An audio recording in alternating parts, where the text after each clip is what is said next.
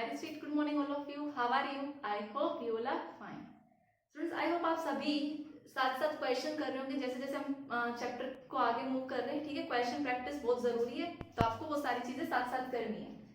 So students, आज जो हम बात करने वाले हैं वो हम ग्रुप नंबर 16 के किसकी बात करने वाले हैं? केमिकल प्रॉपर्टीज में रिएक्टिविटी टुवर्ड्स हैलोजन की बात करने वाले हैं, जैसा कि मैंने आपको कल बताया था. ग्रुप नंबर 16 का हम लोग क्या देख रहे हैं? Reactivity towards halogen.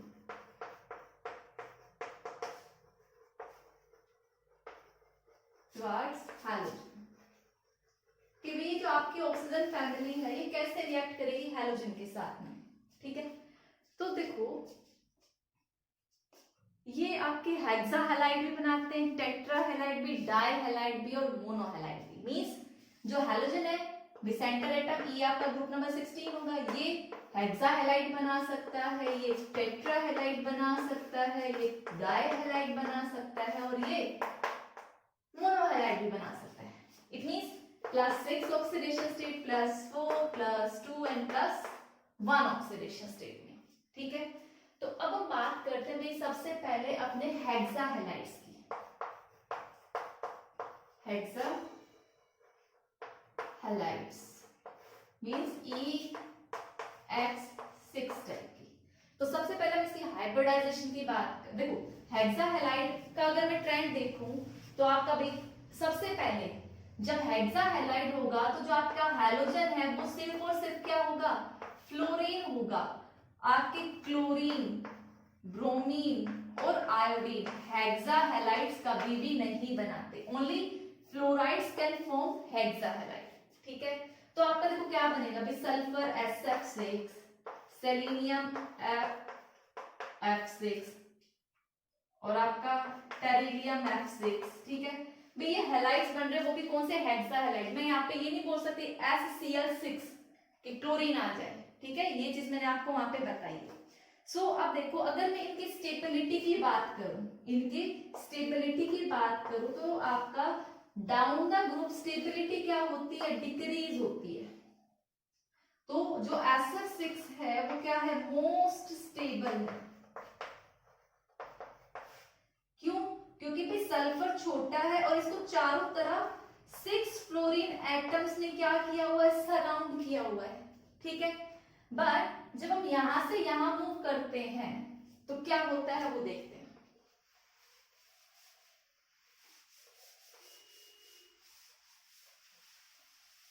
मैंने आपको भी क्या बताया कि जो आपका SF6 है this one is the most stable as compare to HCl6 and tellurium Fe6. ठीक है, सो ये मोस्ट स्टेबल हुआ, वो लीस्ट स्टेबल हुआ. What is the reason behind that? So आप देखोगे कि भाई जब आप यहां से यहां जा रहे हो क्या हो रहा है? साइज ऑफ सेंट्रल एटम क्या हो रहा है भाई? इंक्रीज हो रहा है. सल्फर का साइज छोटा था, सेलेनियम का थोड़ा और बड़ा हुआ, टेरिलियम का और बड़ा हुआ. ठीक है, जब साइज ऑफ सेंट्रल एटम क्या हो रहा है? इंक्रीज हो रहा है. ठीक है, इंक्रीज हो रहा है तो इससे क्या हो रही है? आपकी इलेक्ट्रोनेगेटिविटी भी इंक्रीज हो रही है. इलेक्ट्रो नेगेटिविटी भी क्या हो रही है? सॉरी डिक्रीज हो रही है. इंक्रीज नहीं डिक्रीज हो रही है. अट्रैक्शन डिक्रीज होगा क्योंकि साइज बड़ा हो गया. सो सल्फर आपका ज्यादा इलेक्ट्रोनेगेटिव है एज कंपेयर टू टेरिलियम. सो आपका क्या हो रहा है? Down the group size increase हुआ, इलेक्ट्रोनेगेटिविटी डिक्रीज हुई. यही रीजन है आपके हेक्सा फ्लोराइड्स के जो लास्ट वाला है वो लेस स्टेबल होने का. ठीक है, इसीलिए हेंस स्टेबिलिटी डिक्रीज. और स्टेबिलिटी डिक्रीज होती है तो इससे क्या इफेक्ट पड़ता है कि जो टेरिलियम है इजिली हाइड्रोलाइज हो जाता है. It easily hydrolyse. Sulphur means जब आप TeF6 को वाटर इस पे इजिली अटैक कर सकता है. ठीक है, और वाटर अटैक करके क्या बनाएगा? H6 TeO6. बट SF6 का हाइड्रोलिसिस आप बोल सकते हो नहीं होता. क्यों नहीं होता? क्योंकि 6 एटम ऑफ फ्लोरीन प्रोटेक्ट कर रहे हैं सल्फर को, तो वाटर मॉलिक्यूल इसके ऊपर अटैक नहीं कर पाएगा। बट यहाँ पे साइज ऑफ सेंट्रल एटम बड़ा हो गया, स्टीरिक हिंड्रेंस क्या हो गया, डिक्रीज हो गया, तो वाटर क्या कर लेगा, इजीली अटैक कर देगा, सो इजीली हाइड्रोलाइज हो जाते हैं। This one is a most important question, why SF6 is not hydrolysed and tellurium F6 is hydrolysed. क्यों? क्योंकि ये मोस्ट स्टेबल है, 6 फ्लोरीन एटम सल्फर को प्रोटेक्ट किए हुए हैं, सो नहीं होगा। यहाँ पे size of central atom increase हो जाता है, इलेक्ट्रोनेगेटिविटी डिक्रीज, तो स्टेबिलिटी डिक्रीज, वो इट मींस वाटर को थोड़ा स्पेस मिल जाता है इसके ऊपर अटैक करने के लिए, सो वो क्या कर देता है, हाइड्रोलिसिस रिएक्शन कर देता है। तो ये था इसकी स्टेबिलिटी का कारण। अब हम देखते हैं इसकी हाइब्रिडाइजेशन वगैरह, शेप वगैरह क्या होगी।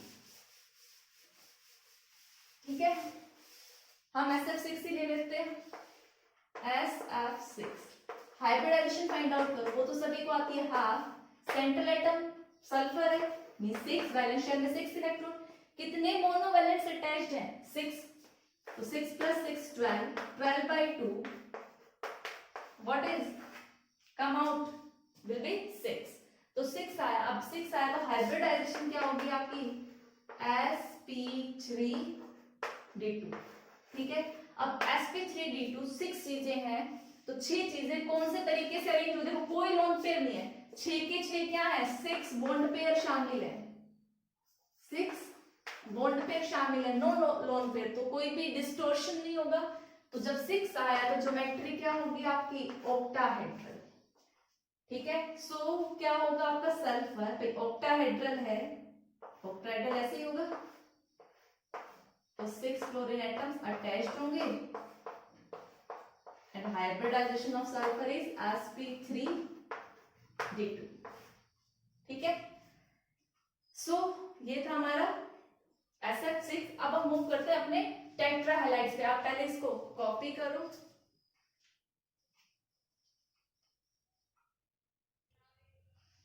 टेट्राहैलाइड्स में वही आपका सेम क्या बनेगा, SF4 SEF4 और TeF4।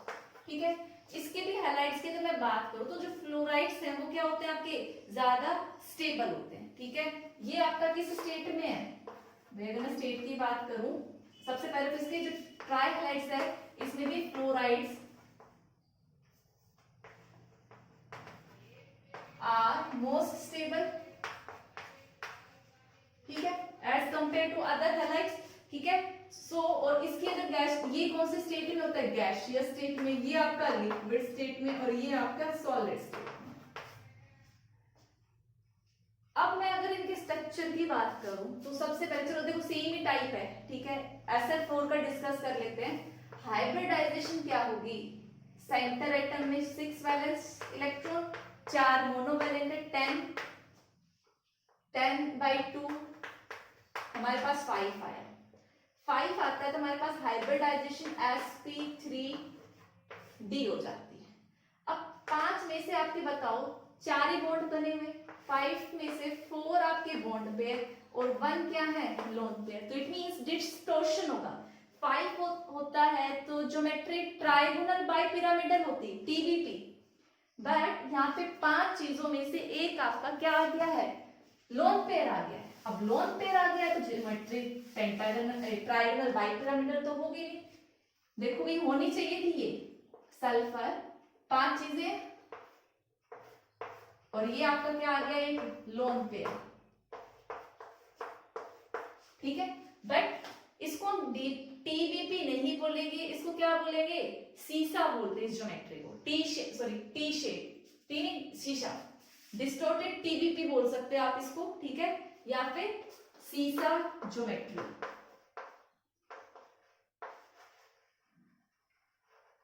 हाइब्रिडाइजेशन अगर मैं बात करूं तो sp3d, ये डिस्टॉर्शन किसकी वजह से आया, इस लोन पेयर की वजह से आया। ठीक है, तो आप इसको कॉपी करो।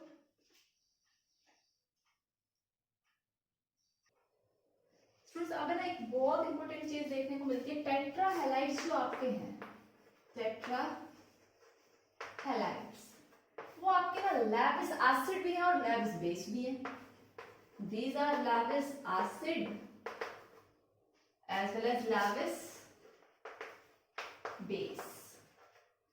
अब आपको पता होगा भाई Lewis acid किसकी वजह से होते हैं और Lewis base किसकी वजह से होते हैं. अब बेस तो आपको पता है जो लोन पेयर क्या करे, डोनेट करे. तो इनके पास भाई लोन पेयर था, एक लोन पेयर बनाया था मैंने. तो Lewis बेस के करेक्टर तो इनका है due to presence of lone pair की वजह से. ठीक है. फॉर एग्जांपल भी SF4 के पास एक लोन पेयर था और BF3 क्या आपका इलेक्ट्रॉन डेफिशिएंट स्पीशीज है, तो ये इसको अपने लोन पेयर डोनेट कर सकता है. तो ये अडेप्ट बना रहेगा, कोऑर्डिनेशन कंपाउंड बना. ठीक है. वहीं पे मैं Lewis एसिड की बात करूं तो ये क्या कर सकते हैं, अपना कोऑर्डिनेशन नंबर इंक्रीज कर सकते हैं. ठीक है. जो आपके टेट्राहैलाइड्स है ये क्या कर सकते हैं, जो सेंट्रल एटम है, central atom increase its coordination number. भाई लाइक SF6 था, सॉरी SF4 था टेट्राहैलाइड, ये 2F नेगेटिव क्या कर सकता है, एक्सेप्ट कर सकता है और ये +4 से किस में कन्वर्ट हो सकता है, +6 ऑक्सीडेशन स्टेट में कन्वर्ट हो सकता है, SF6 2-. ठीक है. सो ये थे आपके Lewis एसिड और Lewis बेस किस तरह एक्ट करता है ये. अब देखो जब हम हेक्साहैलाइड पढ़ रहे थे तो मैंने कहा था SF6 का ना हाइड्रोलिसिस इजी नहीं है. क्यों इजी नहीं है,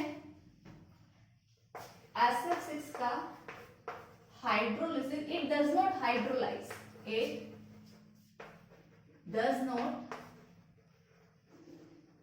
hydrolyze.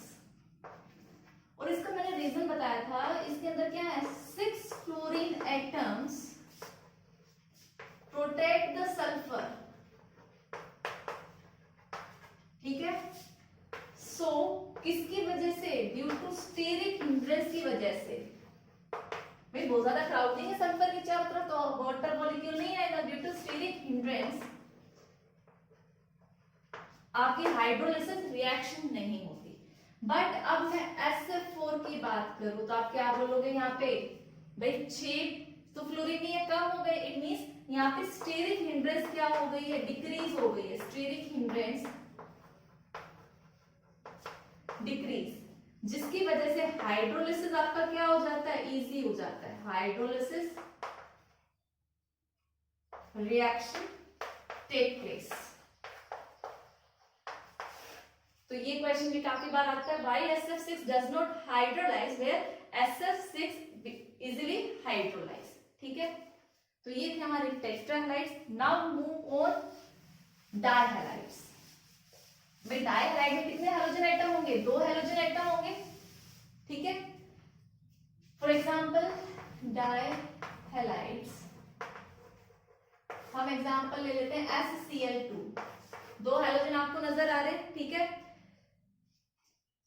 अब सबसे पहले तो मैं इसके स्ट्रक्चर और हाइब्रिडाइजेशन की बात कर लेती हूँ. इसकी हाइब्रिडाइजेशन क्या होगी, 1/2 6. ठीक है. और कितने मोनोवैलेंट है, 2. कितना आया भाई, 8 divided by 2 comes out to be 4. So hybridization is what, sp3. But देखो sp3 में से आपके 2 बॉन्ड पेयर हैं और 2 क्या हैं, लोन पेयर. 2 बॉन्ड पेयर दिख रहे हैं क्लोरीन के साथ, बाकी जो 2 बच गए वो लोन पेयर. इट मींस जब 4 चीजें स्पेस में अरेंज होंगी और 2 लोन पेयर होंगे तो आपकी कौन सी शेप आती है, बैंड शेप आती है. ठीक है. बैंड स्ट्रक्चर होगा इसका. सो ये ऐसा होगा और 2 क्लोरीन एटम. सिमिलरली आप बाकी सबका भी ड्रॉ कर सकते हो. ठीक है. और एक चीज और, एक्सेप्ट सेलेनियम आप लिख सकते हो यहाँ पे, एक्सेप्ट सेलेनियम. बाकी सब क्या बनाते हैं, डायहैलाइड्स बनाते हैं, सेलेनियम डायहैलाइड नहीं बनाता. तो ये था आपका डायहैलाइड्स के बारे में. आप इन सबको कॉपी करो. जो भी मोनोहैलाइड्स है, बेसिकली देखो मोनोहैलाइड तो एक हैलोजन एटम, बट जो मोनोहैलाइड्स है वो डाइमर फॉर्म में ज्यादा स्टेबल होते हैं. मींस 2 मोनोहैलाइड्स आपस में कंबाइन कर जाएंगे. ठीक है. सो ये सारे डाइमर है देखो. ठीक है. और ये जो डाइमर्स हैं ये इजीली कौन सी रिएक्शन में जाते हैं, आपके डिस्प्रोपोर्शनेशन रिएक्शन में जाते हैं। इट मींस ये अपना ऑक्सीडेशन भी करेंगे और रिडक्शन भी करेंगे। अगर मैं यहाँ पे इसकी ऑक्सीडेशन स्टेट की बात करूं, भाई ये -2 है तो यहाँ पे क्या होगा, सॉरी -1 है तो ये क्या होगा, +1 होगा, ठीक है, क्योंकि 2 है, एक पे कितना चार्ज आएगा, +1 आएगा। सो अगर यहाँ पे ऑक्सीडेशन स्टेट देखो तो -1, तो इस पे कितना गया, +4 और इस पर 0। सो इसने अपनी ऑक्सीडेशन स्टेट बढ़ा के +4 और अपनी डिक्रीज करके 0 में कर रही है। सो ये थी डिस्प्रोपोर्शनेशन रिएक्शन ऑफ मोनोहैलाइड्स, ये रिएक्शन शो करते हैं। अब मैं बात करूं अगर इनके स्ट्रक्चर की, ठीक है, स्ट्रक्चर इनका लाइक H2O2 जैसा होता है, हाइड्रोजन परऑक्साइड जैसा स्ट्रक्चर होता है। इसकी बात करूं तो भाई sulphur, sulphur, fluorine and fluorine, ठीक है, ये इसका स्ट्रक्चर है। सो आप इसको कॉपी कर सकते हो। तो यहाँ पे हमारे जितने भी थे रिएक्शन विद हैलोजन फिनिश होता है। अब हम मूव करते हैं अपने नेक्स्ट टॉपिक पे, that is anomalous behaviour of oxygen. तो आप फिर इसको कॉपी करो। स्टूडेंट्स ये चीज मैं आपको काफी बार बता चुकी हूँ, हर एक ग्रुप का जो फर्स्ट मेंबर है वो अपने बाकी मेंबर से क्या होता है, कुछ प्रॉपर्टीज डिफरेंट शो करता है, ठीक है। जैसे मैं इसकी बात करूं तो ऑक्सीजन कौन सा को क्या शो करेगा, एनोमलस बिहेवियर अपने रेस्ट ऑफ द मेंबर्स के साथ में, ठीक है। अब ये किसकी वजह से, सेम 3-4 रीजन तो सेम है। सबसे पहले इसका साइज क्या है, स्मॉल, स्मॉल साइज की वजह से बाकी सबका साइज क्या है, बड़ा है। सेकंड चीज ये क्या है, हाई इलेक्ट्रोनेगेटिविटी शो करता है as compare to others, high electronegativity, high electronegativity. Next one, ये क्या करता है, इस मतलब ये इसके पास वैकेंट डी ऑर्बिटल नहीं है, बाकी सबके पास है। तो आप बोल सकते हो absence of vacant D orbital, absence of vacant d orbitals की वजह से। जरा याद करो और रीजंस मैंने क्या बताया बाकी सब में, हाई आयनाइजेशन एनर्जी तो यहाँ पे नहीं है क्योंकि इलेक्ट्रोनेगेटिविटी का कंसेप्ट आ गया। नेक्स्ट आप बोल सकते हो, मैंने स्टार्टिंग में बताया था जो ऑक्सीजन है वो किसकी फॉर्म में प्रेजेंट होता है, डायटोमिक फॉर्म में प्रेजेंट होता है। मींस ये डायटोमिक फॉर्म में एंड रेस्ट आर कौन सी फॉर्म में, ऑक्टा एटॉमिक फॉर्म में, ऑक्टा एटॉमिक फॉर्म में एग्जिस्ट करते हैं, लाइक SATE। और ये कैसे एग्जिस्ट करता है, O2 की फॉर्म में। तो ये जो कुछ प्रॉपर्टीज है जो ऑक्सीजन बाकी सबसे क्या शो करता है, अलग शो करता है, ठीक है। अब हम बात करते हैं ऑक्सीजन की, ठीक है। पहले ऑक्सीजन डिस्कस करेंगे, फिर ओजोन O3 डिस्कस करेंगे। अब जो ऑक्सीजन है इसके अंदर प्रिपरेशन की बात करूं, ठीक है, ऑक्सीजन को आप ऑक्सीजन लिख सकते हो, डाई ऑक्सीजन लिख सकते हो। मैं बात कर रही हूं इसके प्रिपरेशन की। सबसे पहले बात करें लैबोरेटरी प्रिपरेशन, तो आप KClO3 को हीट कर सकते हो, ठीक है। लैब में हम क्या करते हैं, KClO3 को हीट करते हैं MnO2 के प्रेजेंस में, और ये क्या प्रोड्यूस करेगा, KCl, और यहां से ऑक्सीजन गैस रिलीज करेगा, ठीक है। तो ये था आपका लैब। नेक्स्ट ये फर्स्ट प्रिपरेशन, ठीक है। सेकंड जो प्रिपरेशन है वो आप कर सकते हो Ag2O को हीट करके, थर्मल डिकम्पोजिशन ऑफ Ag2O, ठीक है। तो यहां से भी क्या प्रोड्यूस होगी, आपकी ऑक्सीजन गैस प्रोड्यूस होगी और साथ में क्या रिलीज होगा, Ag। रिएक्शन बैलेंस कर लेना, मैंने ऊपर वाले भी बैलेंस नहीं की है, ठीक है। तो ये दो प्रिपरेशन थी डाइऑक्सीजन की। थर्ड प्रिपरेशन आपने क्लास 11th में हाइड्रोजन वाले चैप्टर में पढ़ी थी, H2O2 की डिकम्पोजिशन से H2O2 क्या बनेगा, वो H2 रिलीज करेगा और साथ में क्या रिलीज करेगा, ऑक्सीजन गैस। तो ये 3 मेथड है प्रिपरेशन ऑफ डाई ऑक्सीजन। तो आप इनको कॉपी करो।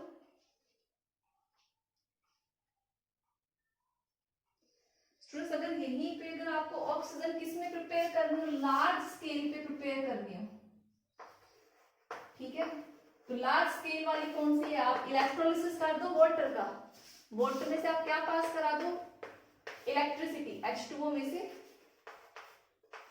इलेक्ट्रिसिटी पास करा दो, क्या मिलेगा आपको H2 प्लस में O2। ये लार्ज स्केल में हम ऑक्सीजन इस मेथड से प्रिपेयर कर सकते हैं। नेक्स्ट अगर हम बात करें प्रॉपर्टीज की, तो बता भाई ऑक्सीजन कैसा दिखता है? कलरलेस। क्या इसकी कोई स्मेल है? नहीं है। ऑडरलेस।